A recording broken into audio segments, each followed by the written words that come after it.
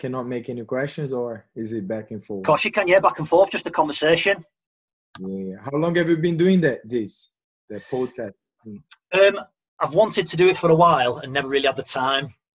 And it's something that I'm a big believer in, trying to make negatives into positives. And during the lockdown, because I've had plenty of time on my hands, I thought, well, now's the perfect time to do it and have a go. So Right. I've always been interested in listening to people's stories and interviewing people and stuff, but it's the technology side that I'm not very good at.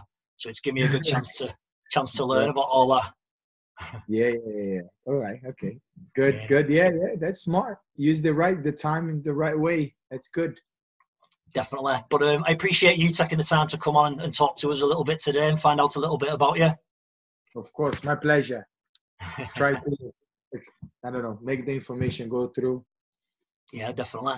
So just before we get into your background and your story, I received the email yesterday about hopefully that we're starting to put plans in place to get jiu-jitsu back. Yeah, you got from the association, right? That's right, yeah. Yeah. So, we did. We are planning already for, I don't know, we don't want to push it too hard because of the government guidelines, but I'm saying I don't know, depends how it come out the next announcement, but we're planning by July to start with the stations there at the academy and start getting people back to the academy. So I'm saying at least for you start getting the members back and the change, the people, they stop join the academy again. They start, I'm saying the payments for the owner of the academy and also for the students, the mental side of the jiu-jitsu to be at the academy and see people. I think it changed completely. I'm saying the well-being of all the students. I think that's massive, isn't it? One of the big things that's come out of it, obviously, is the mental health side. People being isolated, losing contact with friends, family. At least people getting back in the academy, even though you're keeping social distance. People are interacting, having that connection with each other, aren't they? Yeah, exactly. And then I think that's something that people always forget. I think the mental state of mental health now people are bringing it up more, but I think it's the most serious one because people they kind of don't treat it as they treat the body, they treat everything outside, but the inside they kind of forget it and they keep pushing until it gets to the point that's too late. Yeah. I was listening to an interview this week and they were talking about diet and palate, but not in the sense of what you eat, in the sense of like the information that you're taking and the influences. So like the diet for the mind. So always trying to get positive influences in your life and questioning what information you're taking in. Is it having a negative effect on you or is it having a positive effect? And we think about diet for the body, keeping healthy and eating the right foods, but we don't really think of it, the diet of the mind. Yeah. And if you don't balance the both together, one kill the other one, or one stop the other one. You eat really well and do all that. You exercise, but your mental health is not there. You're not going to the right direction. So you block all that, and you end up suffering the same thing if you're just eating bad food and all that. Yeah. So what about yourself, Luciano? How have you kept motivated and kept healthy during the lockdown? I'm saying. In the beginning, it was hard. I would say the first week was really hard because I think for everyone it was really hard to get used to this new reality. And then I think we got all anxious and nervous and all that. And then you end up eating more than you should, and you end up eating bad food because all your anxiety that normally I would work out and then I'll feel great and then all that all towards the food. So I gained some weight. But then after the second week, I put my mind in place and I start watching less. I start watching less news. I'm saying the news I kind of like put a little block on that. Maybe every 3 days I would get myself and start looking at what was going on because that was making me feel worse. I was very anxious. I couldn't sleep. And then I'm like, okay, let me slow down a bit. Let's be rational. Let me think what we're going to do. And then I stopped watching the news and then I start working out. And then I will start building the program for the Roger Gracie Virtual Academy, the online academy. How easy was that to implement?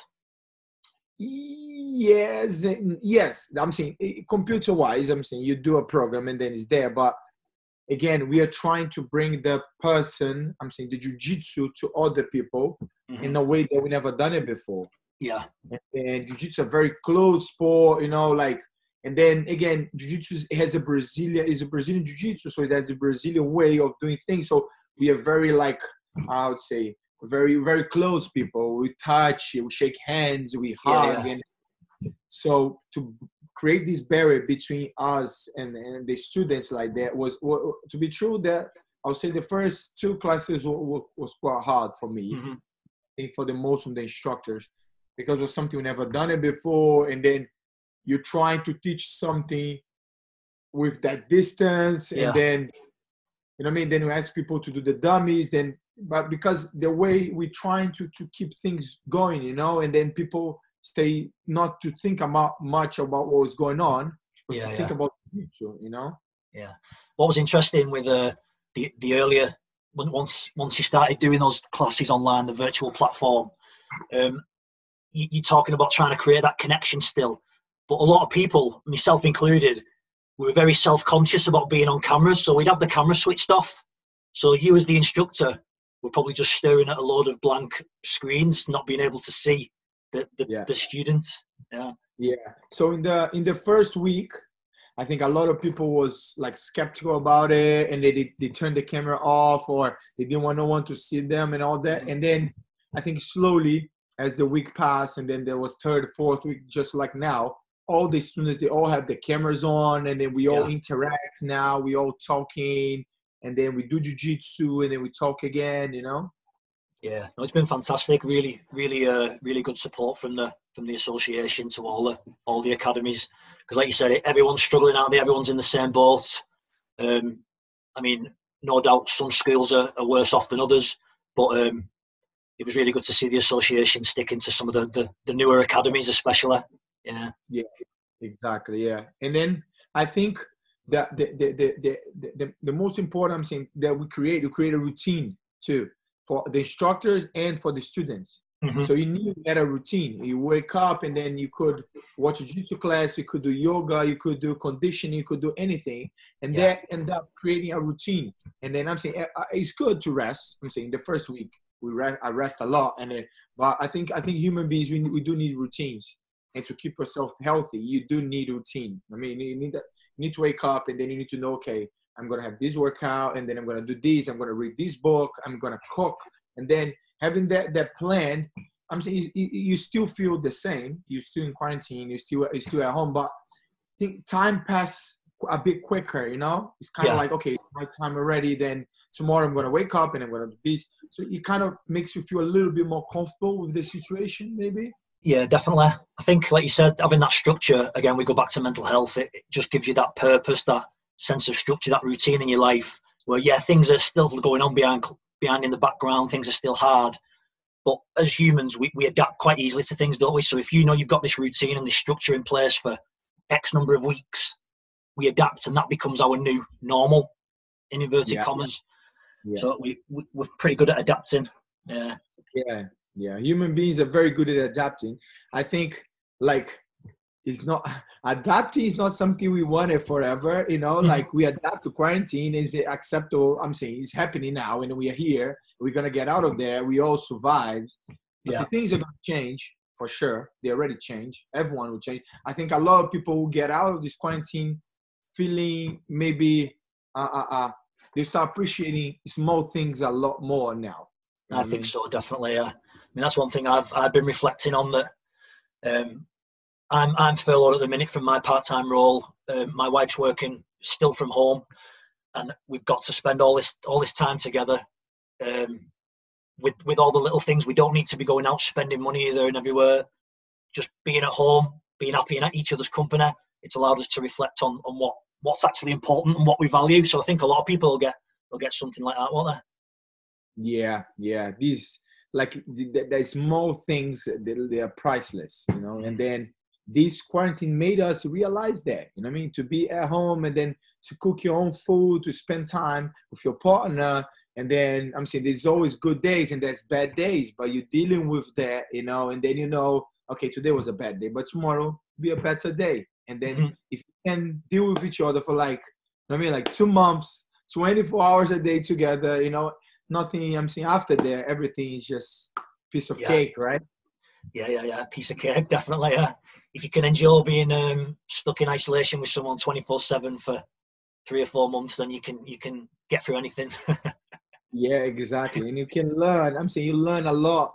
I think everyone learned a lot. I feel sorry for the people who, I'm saying, who lost someone for the family or something like that, because that's very sad. Yeah. But I'm saying if you didn't lost no one, I'm saying you learn a lot. I'm saying maybe you lost your job and all that, but you learn a lot about yourself, you know. And then, I mean, anything from now on after this quarantine will get better. You know, there's no way to go down. I'm saying if you don't get ill or something like that, or sick, but you you get better. You know, you will get better. There's no other way. You know. I think in general, the people who are just asked to stay at home, so not the people who have lost loved ones and people with serious illness and stuff, but in general, the people who are just asked to stay at home and keep isolated. When we say you don't know what you've got, so it's gone. When we say that, generally we mean that it's gone forever. That's why we miss it so much. Whereas now we're in a unique position that the thing that has gone, eventually we will get it back. So, for example, jiu-jitsu, we're missing it now, but eventually we're going to get it back. So it makes us take stock of how important little things like that are to us. Yeah. And approach it with a new mentality once we start back. Yeah. And then appreciate this friendship that we have at the academy. Then I think for a lot of people, I'm saying, they don't have not even their families. I'm saying they don't have no one, or they have just a few friends. And then the academy is their family.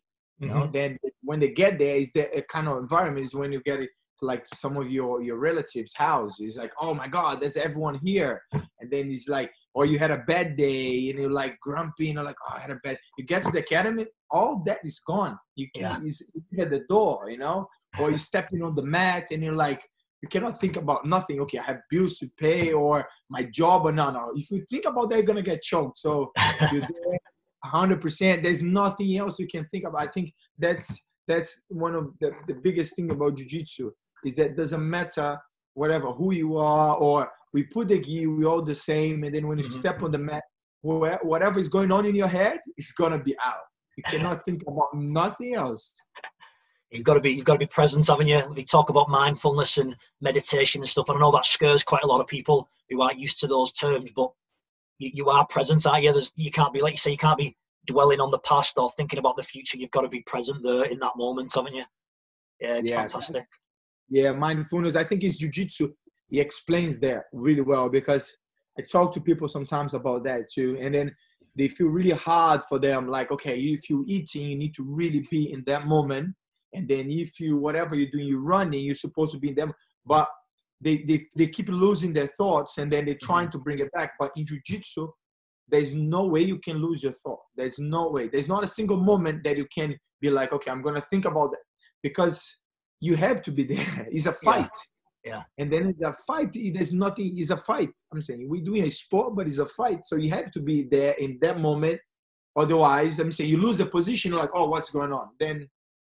Yeah, split second and it's gone, in it. It's over. He teaches jiu-jitsu teach you since the first day to be there. You might not know what's going on, and I think for a lot of beginners that's very hard. People tend to think that they need to have control of everything, or they know every single step and apply that step they learned in the first class. So okay, you learn a takedown and then you learn a guard pass. They really expect to do that in the first class. Yeah. But they're not expecting the other person to react. And the other person is going 100%. We both going 100%. So to be able to master that position, to have the right timing, the patience. I think the patience too plays a big role as a beginner. Even as us, I'm saying a higher belt, I feel like for me, like, okay, you have the plan A, the A game that you do all the time. It's always the same game. Okay, great. But sometimes I want to do the B game or C game. I want to try, okay, I'm going to do this kind of guard, then I never use it. Yeah. You just try to force it to get that position without the right timing. Maybe you have the technique, but you don't have the timing because it's not your A game. And then you just like, you push it and like, maybe you do it, but it doesn't look really good. And then maybe try again and then you get tired. So you need that patience to be able to apply the technique. And then to teach this to a beginner, to make them understand or they have the 0-100. They cannot balance yet. You learn with time, of course, but to people to understand that, I think they see jiu-jitsu, they're like, oh, very frustrating. They tell us, oh, it's very frustrating. I can't do nothing. I'm not good. But they do not see jiu-jitsu as a whole, you know, like it's not a single man sport. It is, you fighting, but you need partner, you know, you need the partner to train with you, and you need yourself to be in that moment and be patient enough to be able to pass the guard. And maybe, okay, he's not there, so then reset, start again. Yeah. Do you think part of that frustration comes from beginners, especially their definition of success, like either being tapped or tapping someone out? Do you think the frustration comes because they see losing as getting beat rather than maybe just defending for a few seconds longer than they did last time? They have a different definition of success in the class. Do you think that adds to the frustration? I think so. And I think too, a big thing, maybe, like I said, internet has a very good things and then bad things, and good influence and bad influence. But maybe they see that in the internet and they see people doing this and that, and they just want to replicate what they saw the guy doing in the video, but they don't realize how long that guy has been doing that thing. Yeah.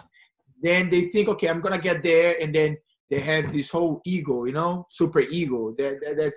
And that jiu-jitsu, for a lot of people, jiu-jitsu, I think is the best way to teach people. I think it's the martial art that teach, and then school, it's like a school for adults. Yeah. Dealing with the egos, you know, they have a big ego. He always, whatever he goes, or whatever the girl or the guy, whatever who goes to, is always like, yes, I'm the one, I'm doing this. Okay, great, but jiu-jitsu is a bit different. It takes time, you know. You need to be patient. You need to be humble. Otherwise, you're gonna do your first class and then you leave, or you do a couple months and then you get frustrated. Yeah. But dealing with that frustration, that's the biggest lesson in jiu-jitsu. Yeah, I think humble. The word used before, humble's a massive and important idea to get your head around, isn't it? That if you're humble enough, you've got that white belt mentality all the time, that you can learn from everybody, always learning, regardless of whether you're tapping people out or you're losing. If you're always learning of that mentality that you can learn from everyone, then each class you're going to be leaving on a high, aren't you? Ready to come back motivated to the next class. Yeah. True. Yeah, and then I'm saying I'll see for Roger, for Mauricio, we are always exchanging knowledge. We are always like talking to people, you know, and then the guy does something here, then, okay, show me that. Okay, even if it's a blue belt, he doesn't move white belt. Okay, I'm going to look at it. I'm like, wow, interesting. Yeah. And then I think teaching, it plays a big role to make you a better fighter or a better jiu-jitsu, because you always have the questions that you're not expecting. And then it goes like, okay, why do you do this way? Why do your leg goes that way? And you're like, wow, okay, good question. So, okay, let me look at it. So I think it just keeps your brain working the whole time, you know, the whole time. It can be a triangle, but if the guy asks, why does your leg is over here? And why did this? And then you have to explain the why for that. And sometimes you never thought about that question because you just did a triangle anyway. Yeah. But it's a small question, and then it makes your brain go expand. You're like, okay, good question. I like that.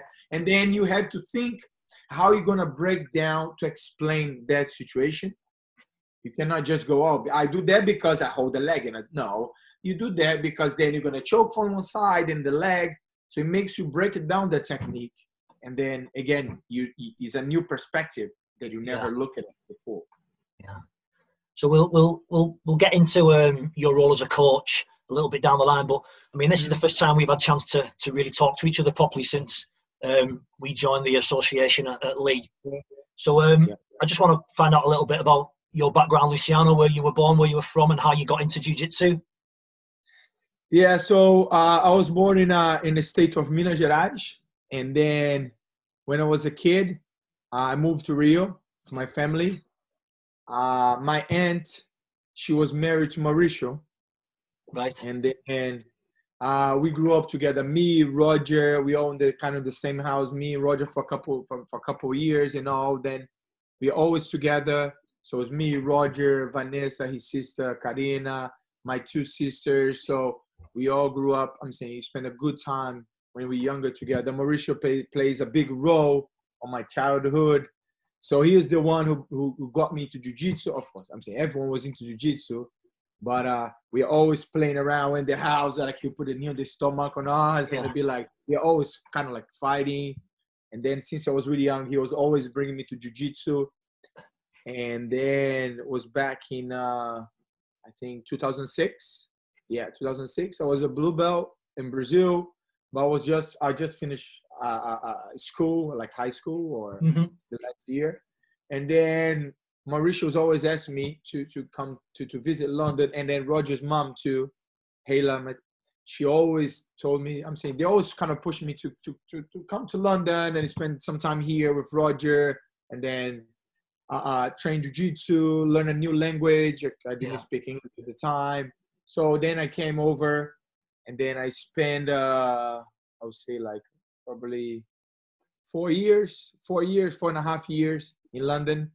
Then when we had the first school in Kensal Road, so that was the first school. I think Roger came here, I think 2003, if I'm not wrong. Right. And then Mauricio came right before. So Mauricio came first, and then I think it was 98, if I'm not wrong. And then he was teaching Birmingham, and then he was teaching London, and then Roger came first, and then I came maybe a couple years after.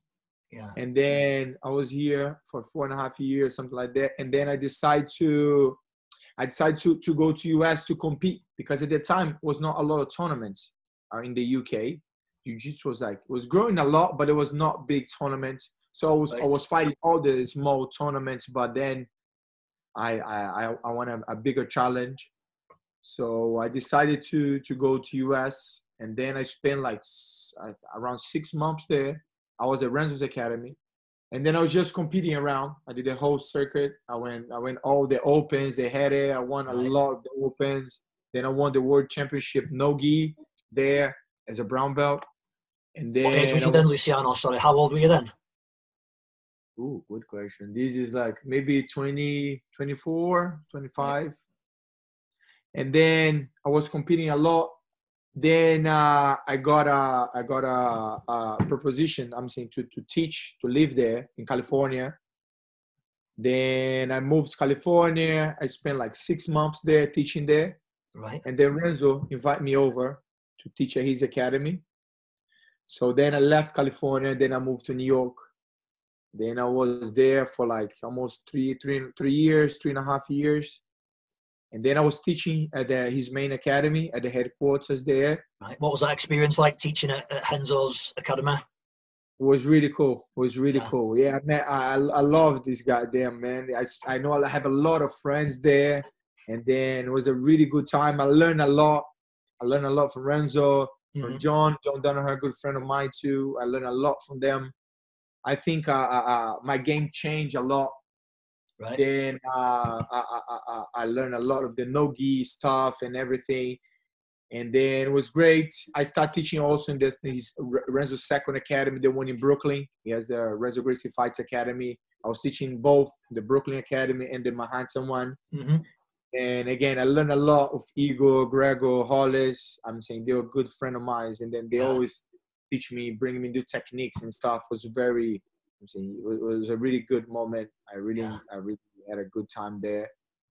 Then I got more into fighting NoGi, and then I got into MMA, and then I was training more for MMA. You know, was really good. Like it was just hard for me. I'm saying this is maybe like let's see, like 4 years ago, like 5 years ago. So yeah, even more. Sorry, 6 years ago. So. That I'm saying for me to have a matchup was a bit hard, because I had a lot of grappling matches. So for me to fight in MMA, I had to fight someone who had a lot of fights experience. Right. So yeah, so it was good. I had a first fight. I lost the first fight, and then I fought again after that. And then a good show. They closed down, but it's the worst series of fighting. Oh, right, yes. Yeah, I'm aware of them. I know them, yeah. So I fought there. It was good too. It was a good fight, you know. It was a good show. They gave a good support. And then, but after that, I went back to Brazil. I had a couple of things to do in Brazil with family-wise. I had to sort it out and all. And then. So is MMA kind of sort of sidelines nowadays? Is it, or is it something that you'd like to do again, maybe? Or I need to put on my charger. Sorry, my battery. No problem. A second.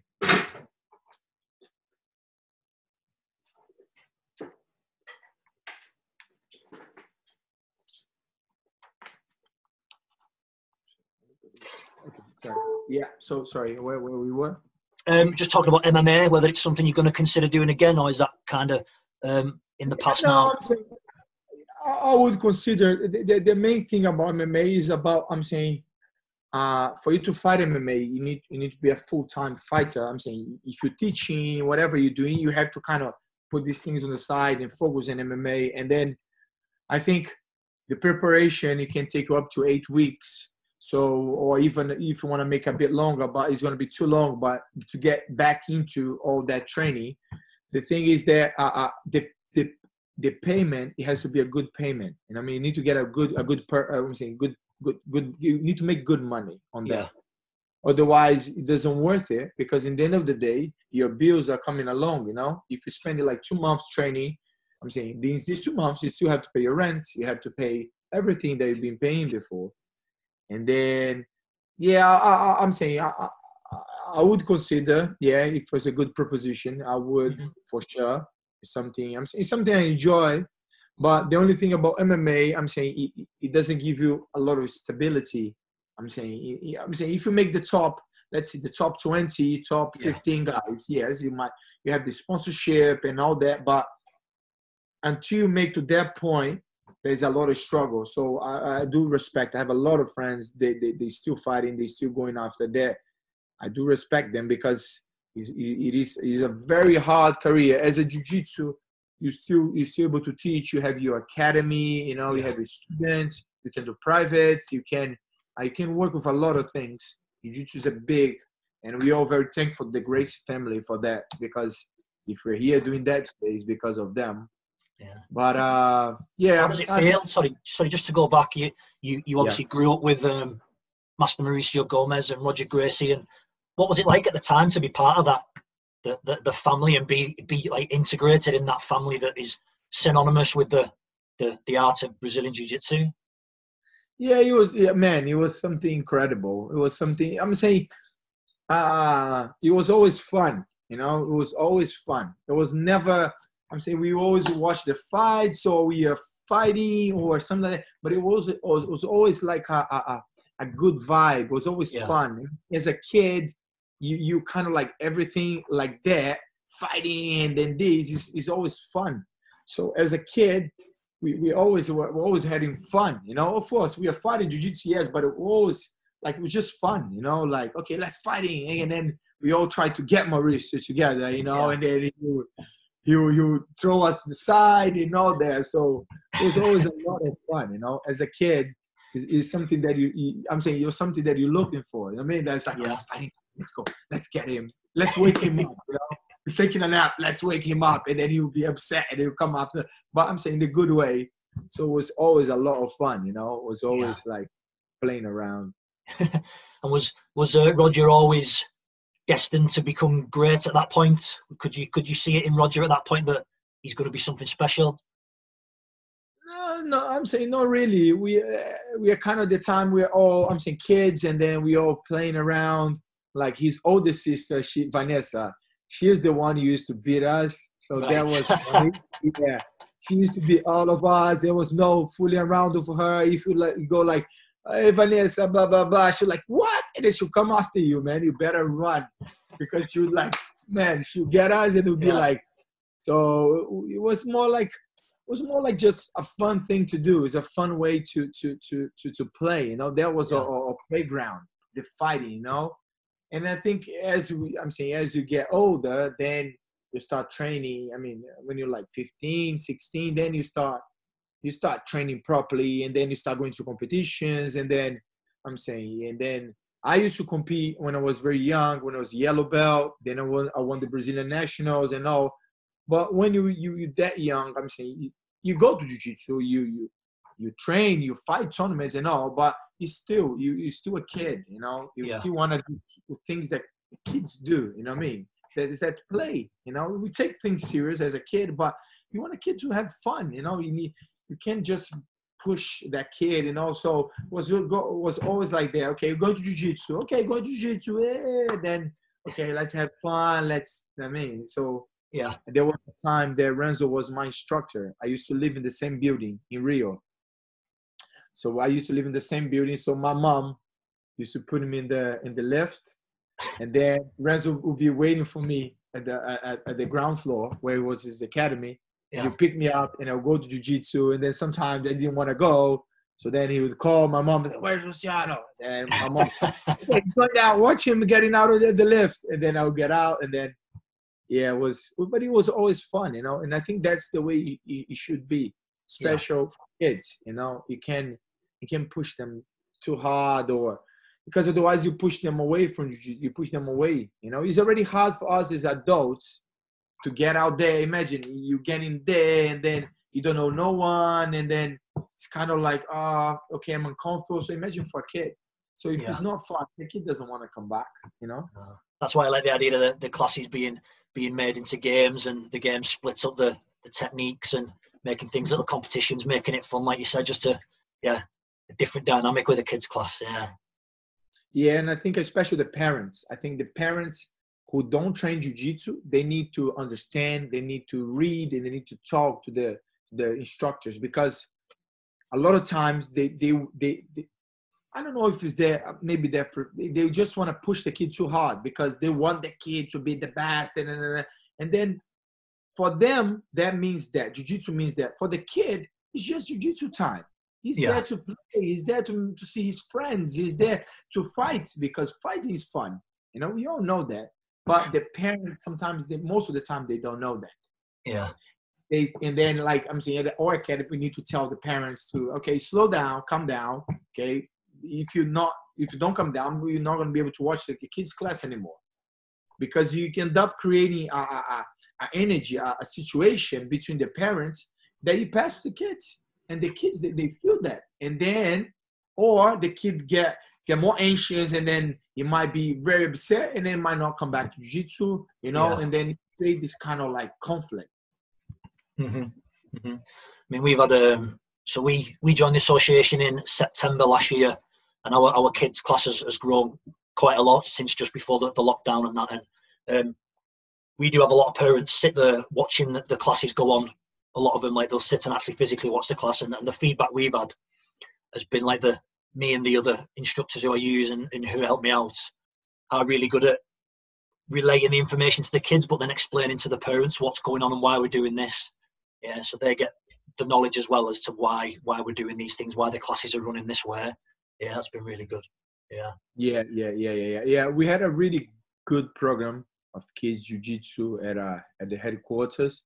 We had almost 300 kids, and then like they do a really good job. We have a very good team of instructors, and then like you said, you play, but then you put them to spar. It's something very natural for them, you know. Something for a kid to grab the other kid like in a headlock and roll around on the floor. It's something common. We just, teaching them and then helping them to deal with this situation, learning what they're doing, you know. Yeah, and having fun. Yeah. Like I say, it is fun as a kid just rolling around on the floor with your mates. That's what kids do, innit? It's fun, yeah. Exactly. Yeah. Something happens as we grow older, when we get to adulthood, then that becomes not frowned upon, but it's not seen as sort of fun anymore. We've lost that like kid mentality. Yeah. Yeah, it becomes the ego, no? Become adult, and becomes this ego thing that it start the conflict. Okay, if I do this with this guy, I have to do this, and I have to win, and then it becomes this whole scenario, you know? Yeah. So you went back to Brazil, Luciano. At what point did you then come back to London? Yeah, it's been like 3 years now since I go back. So yeah, I went back to Brazil for a little while, maybe like a year or something. I was traveling a lot. I travel a lot teaching. I went to Angola in Africa. He's a good friend of mine. I have 2 academies there. I went to teach his academy. I went to St. Martin, a small island, and then in the Caribbeans. But then like it was good that I went back to Brazil, because I had to spend some time there with my family and it sorted out a couple of things.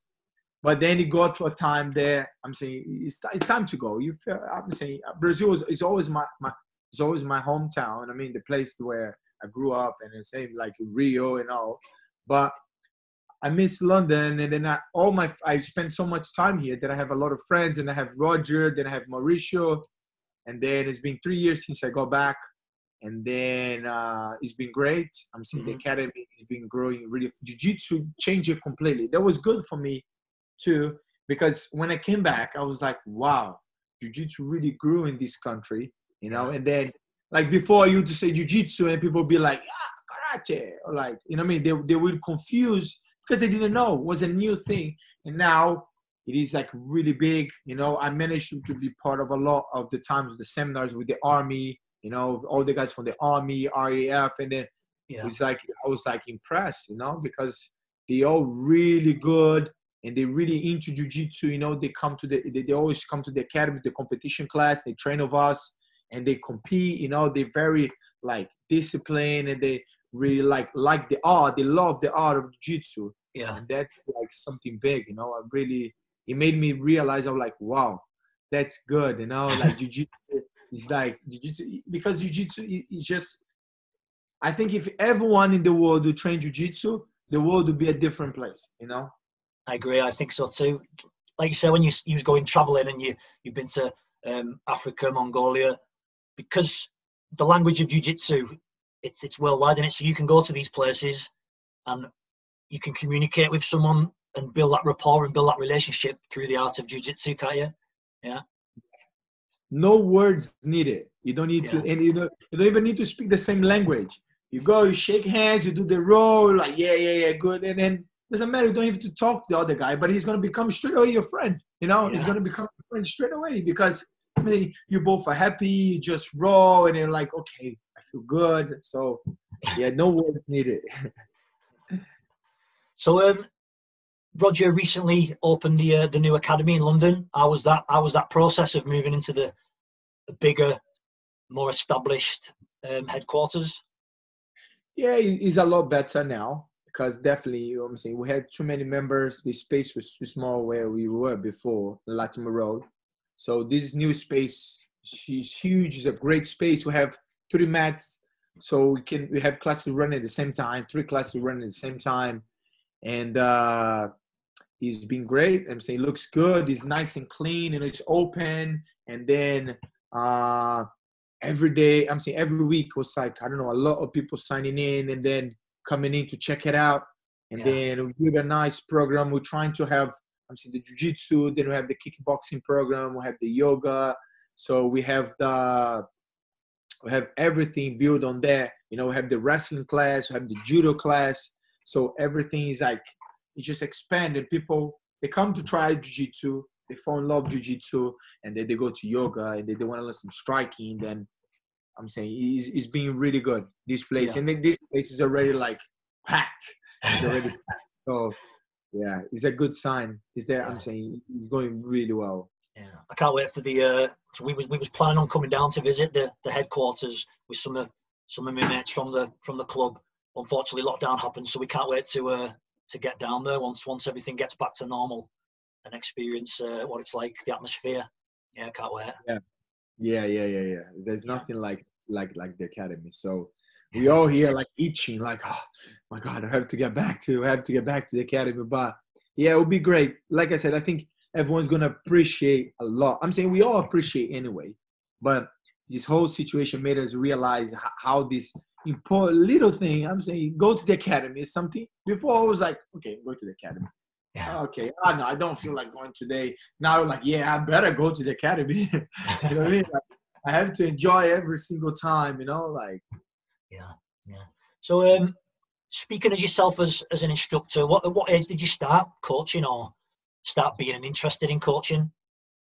Yeah, so I start teaching at the Budokai, a judo academy that we have in London. Yeah, I was like, I think 20 years old, 21, something like that. And then I was purple belt. And yeah, it was a lot of fun because at the time. Do you think that's sorry to interrupt you, do you think that's a good belt to start looking at coaching and instructing? Or do you think No, it's because at that time, I'm saying at that time it was it was barely any black belt in London. That's back like 2007, 2008. Right. There's barely no one here. I'm saying there was not a lot. It was Roger, there was a couple guys, but as a black belt to teach, there was not many people, not even brown belts. So yeah. So I remember at our academy when some black belt would show up, everyone was like, whoa, nice. A black belt different than Roger, and then all the instructors that there was at the time, or even a brown belt. I'll be like, oh, a brown belt, wow. Mm-hmm. It was something. So at the time, like I decided to start teaching. I'm saying at Abu Dhabi, Roger sent me there. Yeah. So Abu Dhabi is a great club, judo club. I did a lot of judo there, and then a lot of my stand-up I learned from that too. Right. And then I started teaching there as a purple belt. And then again, my English was not that good at the time. It was horrible. But anyway, have you learned English just from being around people, or did you take classes? Yeah. How did you get to learn English? Just being around London. At the academy, yes. It was at the academy, talking to friends and all. So you start, and then you start. I think that's basically how it happened. Yeah. And then I started teaching at Abu Dhabi, and there's a purple belt. And then I think that's when my game kind of like clicked, kind of like went to another level, the next level, because I started teaching, and then I had to. That was all I was talking to you about it. I had to understand what was the situation. I'm saying, what is that? Okay, look at the triangle, and then why is the triangle? Why the arm is there? Why the arm? But why the legs? Mm-hmm. Why the hooks? And then everything there's a question why, or your student's gonna ask you, right? Yeah. Or yourself, you start looking and you see the guy doing that, and like, okay, that's why he's doing that. And then automatically your brain go like clicks, like, okay. Yeah, I think there's a difference in there between being able to do the move and understanding why the move works. Yeah, I think that's important. Yeah, I think when you teach, you learn twice. So that's what I tell all my students. I said, maybe sometime if you cannot, come for a class, maybe get up someone and teach someone a move.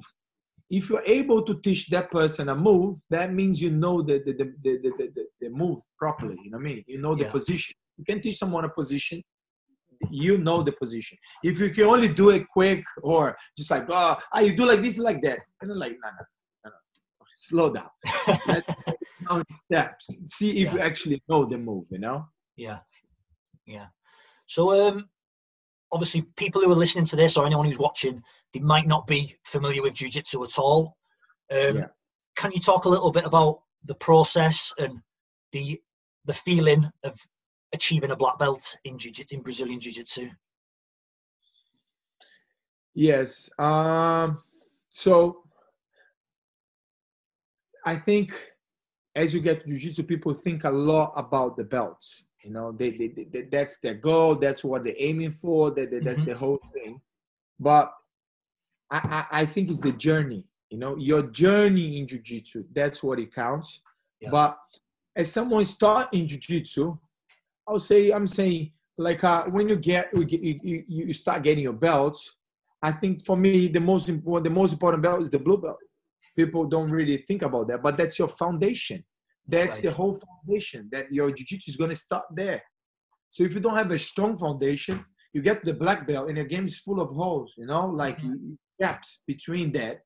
So the blue belt is the whole foundation. But being a black belt in jiu-jitsu is something very, I would say, it's not just the belt, but it's what the message that you're gonna pass to other people. Right. Your behavior, the way you act, the way you talk.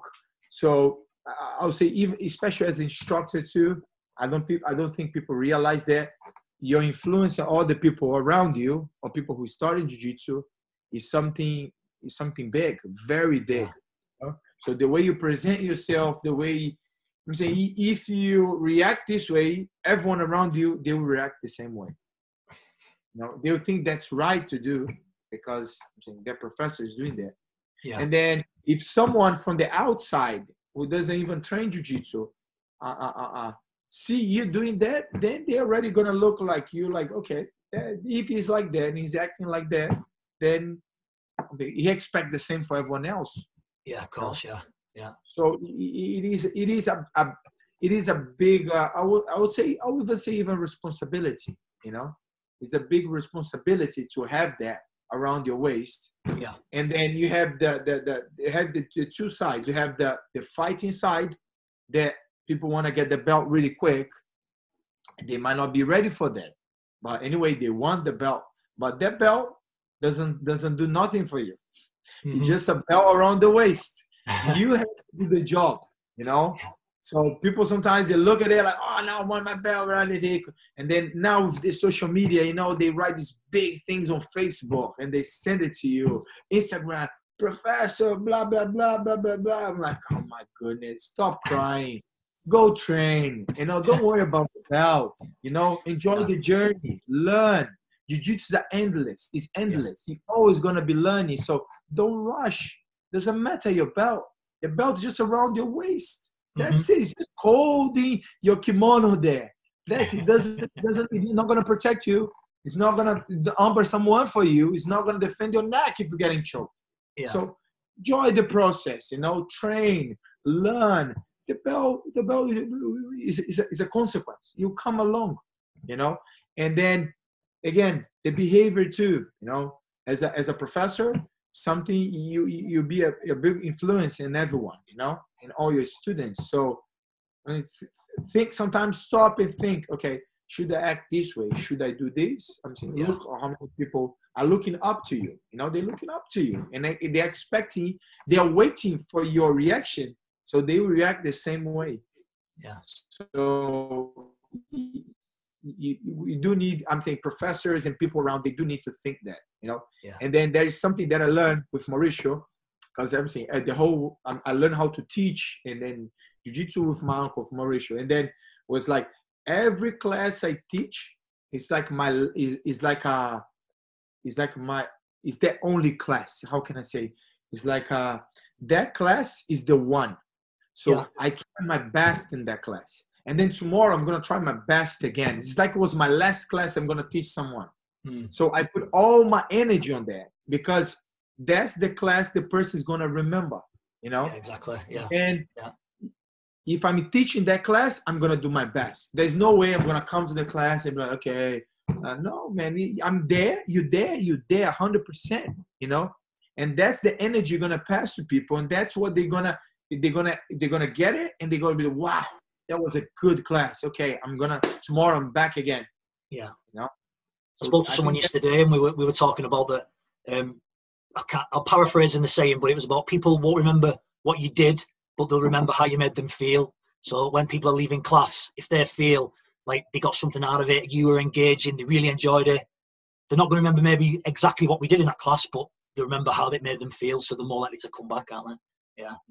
Yeah. I think like, I'm saying we all human beings. I'm saying we're professors. We have things to do. We have bad days, have good days. But when you step on the mat, you know, that's a big way or exchanging the energy. You know, you're bringing the energy to everyone, and that's how they're going to feel in class. You know, the tone of your voice, the way you position yourself, you know, the way you talk to them, to look them in the eye, you know, to call them by their name, you know. But then like in the headquarters, sometimes you have like 50 people on the mat, you know. And then I'm saying it's all people from different times. They come sometimes in the morning, evening, but I do try to get the names, or if I don't get the names, I go there and I ask the name, you know, and then point at them, okay, you're doing this wrong, or you're doing that wrong. Okay, fix this. Okay, you're doing great. You're doing this right, you know. And then that's the way they feel that you're there, you know. Yeah. And that's how they're going to react also. And then when they come out of the class, like you just said, they feel like the feeling is like, they will never forget that. Yeah.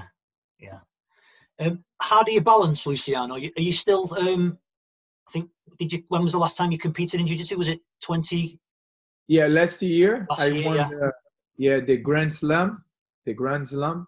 Yeah, well, I fought the Grand Slam. It was fun. I won there. London one was really good. I was watching that on YouTube just before we came on. Like, Easy. Right. Yeah. So like.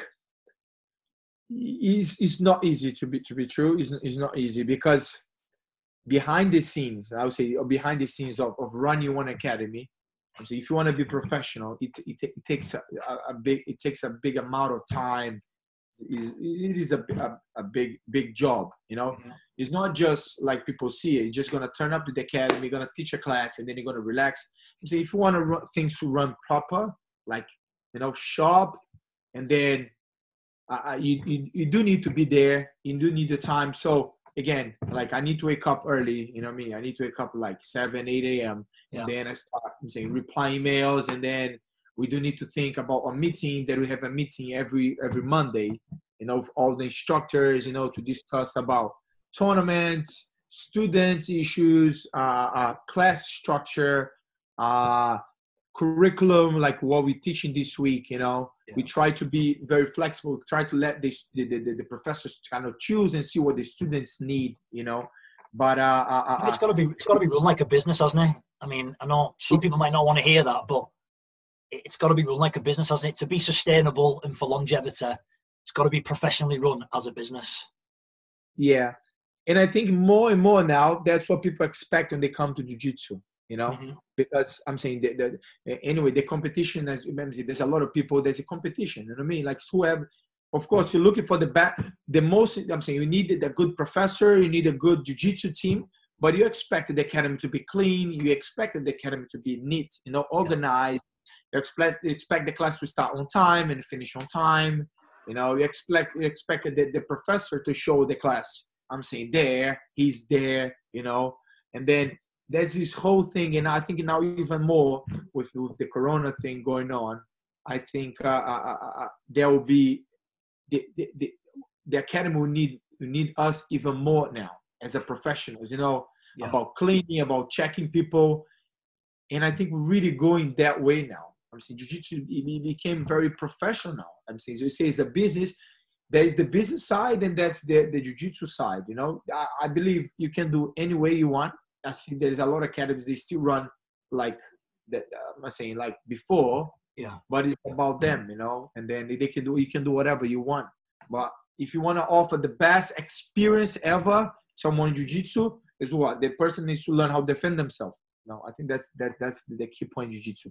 Someone needs to know how to defend themselves, build their confidence, you know. If whatever situation they are in their life, so either threatening or not threatening, or in business or in their life, they would think like jiu-jitsu, being under pressure. You know, you have someone who's in the mount, they have that chest on their face, you're like getting choked.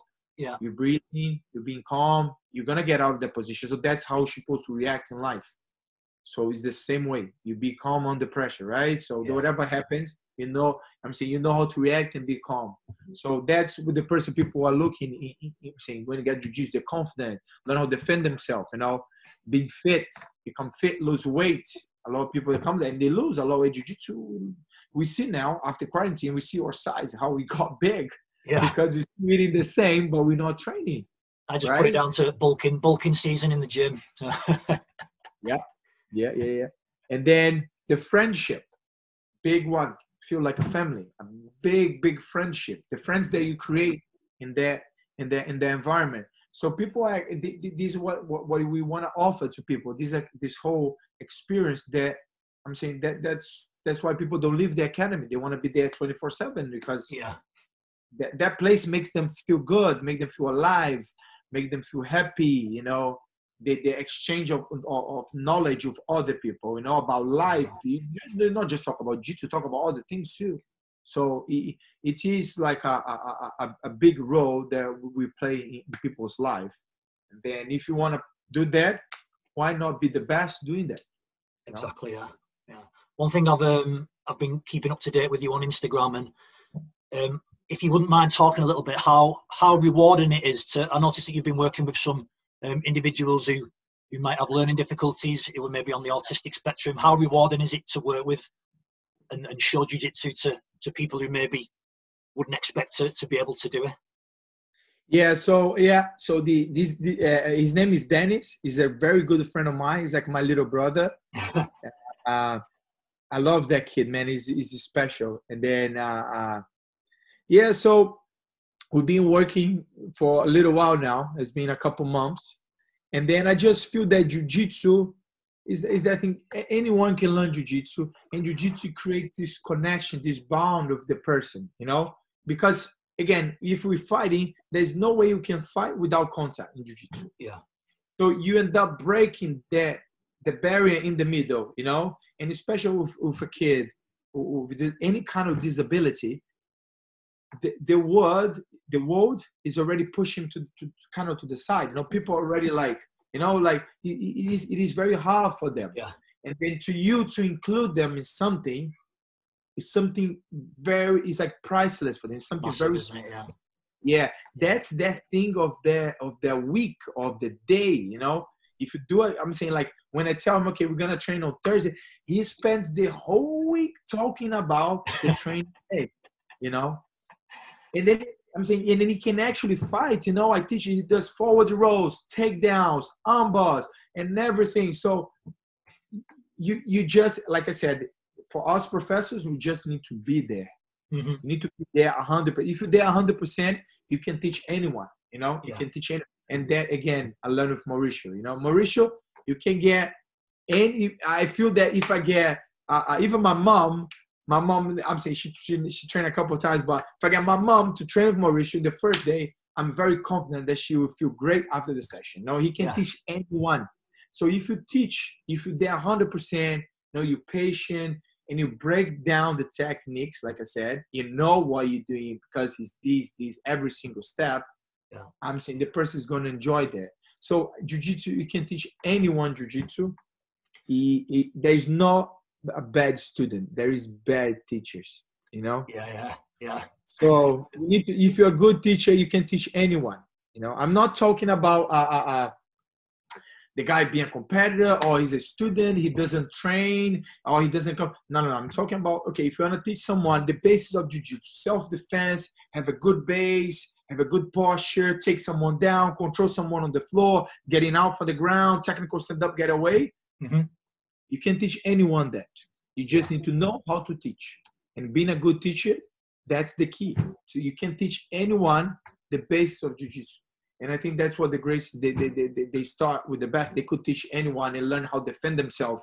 Whatever situation they get caught in, they could get out and they could move away. So I think that's something that counts a lot, you know? Yeah, definitely. No, it's fantastic. I know we've got a few young kids who attend our academy, and they're on the autistic spectrum, and the parents have got them involved in it to build confidence, to be able to defend themselves when they go to high school, and it's fantastic to see. They're amazing, and they have a really good understanding as well, the techniques and the details, and yeah, it's fantastic.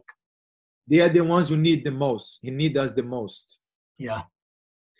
And then, like, we got some autistic kids too in our kids class. And then I feel that a lot of the parents, they come to us and they say, look, a lot of places, they don't accept them. You know, it's very sad.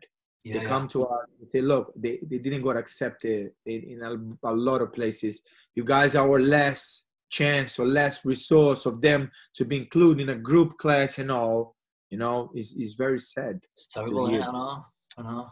We talk about, like, in this moment in time, people being isolated and stuff, and for a young kid to be told that, yeah, you can't attend this class for whatever reason, you can't come and train at our club. How does it make that kid feel later on growing up? What's that going to do to the mind that they've not been included in these places and all? Exactly. Yeah, it's very sad, you know. And then I feel that we see a lot. I'm saying we see a lot in the internet, and then this whole thing, people talking that you have to include people and all that. But I see a lot of talking and not a lot of action. You know, I see a lot of people saying that. You know, I mean, they write, they post, and all that. But where is the action? Come on, start doing something. You don't need to announce to no one you're doing that. You just start doing things. You know, like I feel that when these kids, they get somewhere, because they do need the attention. They need the attention of the people, you know, like I'm saying, you cannot just throw them in the class and expect them to follow the whole class and be like, okay, easy peasy, let's go. No, so you might need the actual instructor just to be with that kid. Yeah. But you don't know how the price, I'm saying, how priceless is it to be in that for that kid in that situation, you know? And people, they don't want that. They want easy, you know? They want to say whatever they want to say, Yeah. but they come to things to get it done, they don't do it, you know? So can we, sorry, Luciano, go on. Sorry. Oh, no, it's just, I'm saying, it's just because I see that a lot, you know? Yeah. People, they post a lot of things. They love to post and say, but actually when it comes to do something, they kind of like sneak out and they're like, okay, that's. No, it's like the people who post the workouts on Instagram constantly, and it's like if they don't post it, it didn't happen. They're not content with just doing the workout behind closed doors. They don't have to let people know, but if they don't post it on the internet, it's like it didn't happen. Exactly. Yeah, I know. Could we talk about how because obviously you need to train for yourself. You're coaching a lot at the academy, and you've got to keep your sort of fitness up, your strength and conditioning. How do you balance, or are there any like sort of tips that you could let us know how you balance and work out? Maybe this day you train hard, tomorrow you won't train as hard, or you won't roll that day. Is there any sort of workout or routine that you stick to? Yeah, like we do have at the academy, we do have the competition classes. They're like, we run like 2-3 times a week. So I really like to do that once. And then they're very hard. I'm saying they're very hard, but then this means my fitness will go up. I like to do that. I do like if it's close to a tournament, I do like a preparation, like strength conditioning, like towards the tournament, but you do need the peak time, you know? Right. So I do need the date and a go. Otherwise you pick and you drop before the tournament. So I'm saying that's very simple. So you calculate the time and then you see you want to be in the peak of your strength and everything by the date of the tournament. Yeah. But when there's nothing coming up, I do train. I'm saying I try to do like these sessions that to keep my body in place. So I did have some injuries and surgery, so my knees and then my shoulder and then elbow back. So I do this exercise to make sure that it keeps my body healthy to be able to train. Yeah. Because if I do a lot of heavy weights, I'm saying if I go really heavy at the gym, I can't train because my body's too sore. I get stiff. Yeah.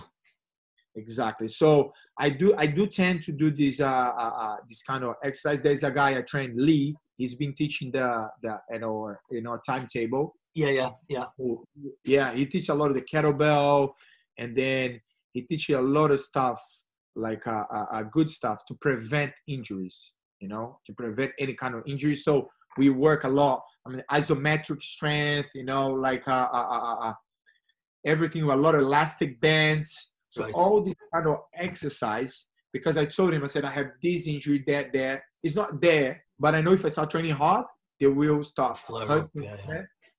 And how to prevent to get any other injury, whatever injury I might get. I say, he's like, okay, let's work on that. He's like a purple belt at our academy. And then he trains you. So we work specific on that thing. So I can't keep training hard, but to hold my body in place. And I think, I'm 33 now. I'm saying when I was 20, that's nothing to worry about. I could do weights the same day, 2 sessions, 3 sessions will be. Yeah. But now I feel that when I start training hard, my body's, I'm start getting injury. So I try to keep like once a week or twice. Maybe I do once with him and then I do another one with myself at the gym. Yeah. And then I work these specific things for my lower back, my shoulders, my knees, my neck. So kind of in the core, a lot of core exercise to hold this whole area that we use a lot in jiu-jitsu. Yeah. I do like once, twice a week there. I do the competition class like 2-3 times a week, and then I train at the class. Normally the class when I'm teaching, I teach the technique and all. So watch the whole class. By the end of the class, when it's full row, sparring, then I roll the students if it's advanced class, of course. Yeah. Normally the fundamentals, the beginners class, I normally I just teach. So, and then I think, but it's very important, like this routine of like this. Let's see, I do like twice a week, 3 times to twice a week of the not weights, to maintain my body. Yeah.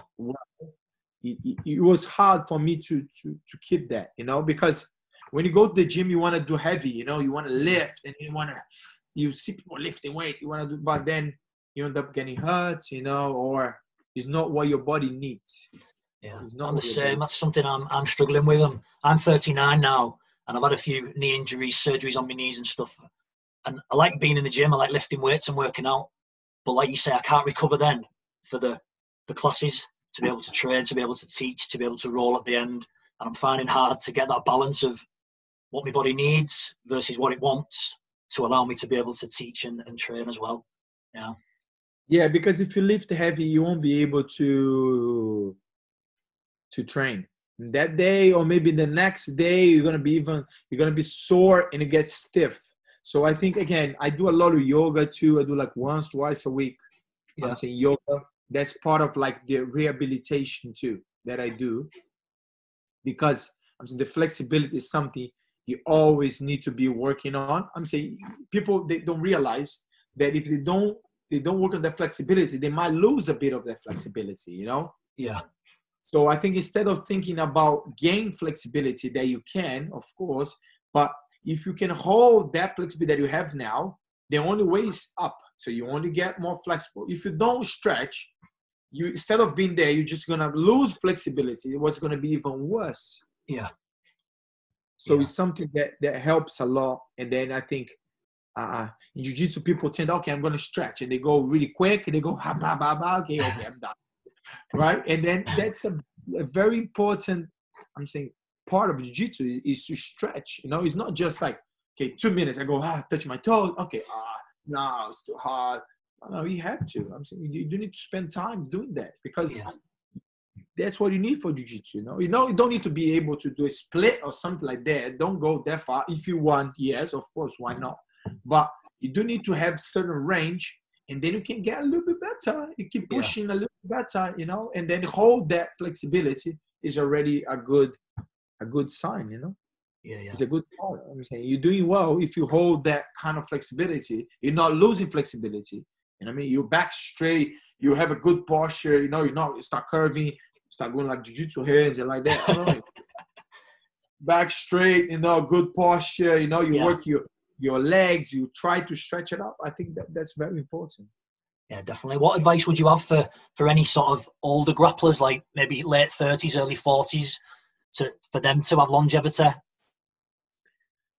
Yes. Okay. First, like what I just said, have a routine of stretching. Okay. So don't kill yourself in the stretching. Don't try to gain flexibility in one session. Yeah. This is something you come slowly, you know? So make sure you're always stretching, you know, work a lot your hips. I think hips are a big, important point, just because you always like closing, pushing and all that, and it gets tight. So make sure you work that flexibility.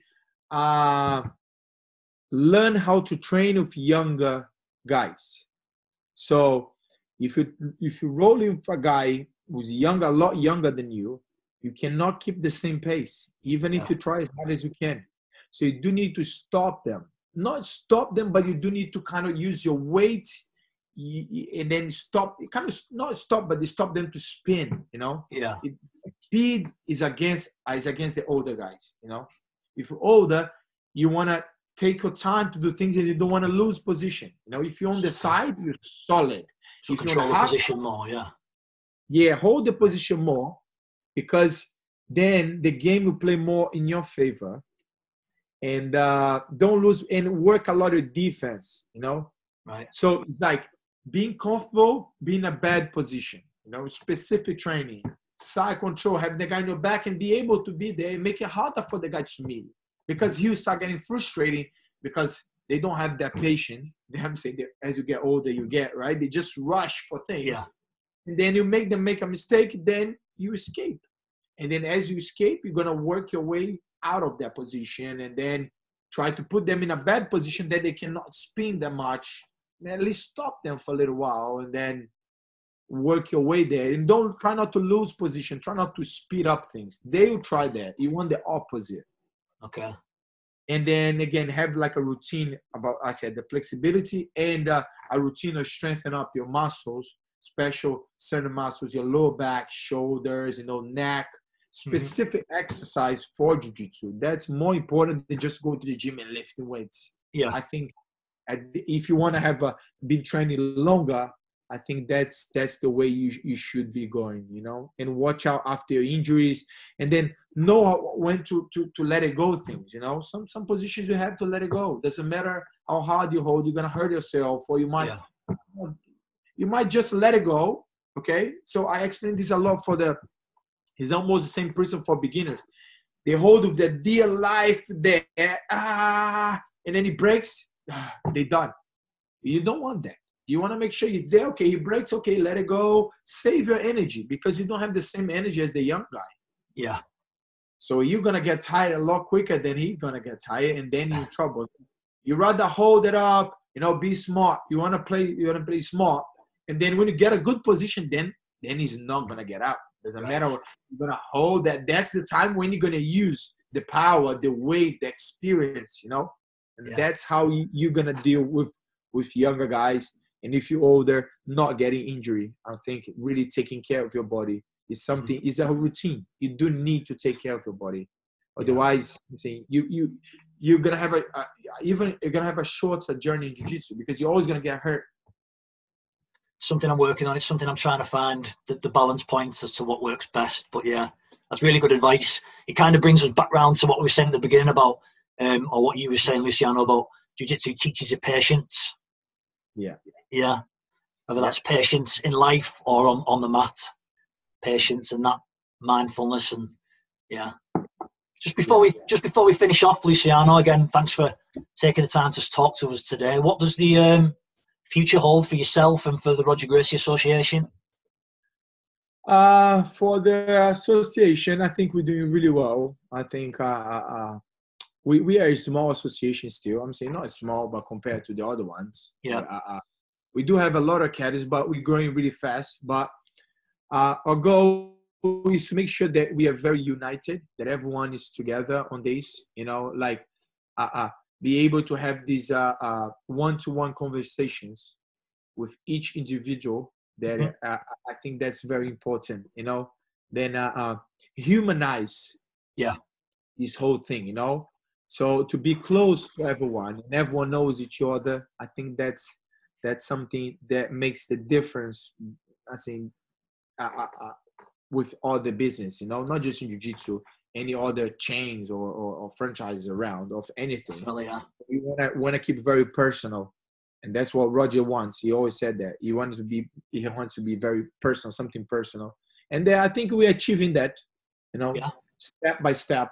We're slowly moving, but we are achieving that. And that's our final goal. And for myself, I think getting if you can keep the association going this way, I think that's great. Helping jiu-jitsu in general in the whole UK, you know, the army, the special force, the police, paramedics, firefighter. I think if you can get jiu-jitsu to all that, I think that's something. I think that will be one big goal for me, you know, to be able to help them, you know, in any way you can. And Roger, Mauricio, we always going there and then supporting them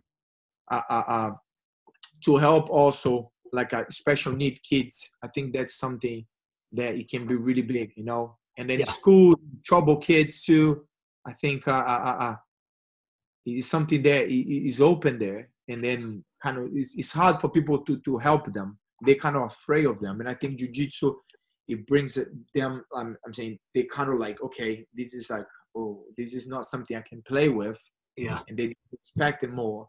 So I think that's something there I would love to be able to help these kids, you know.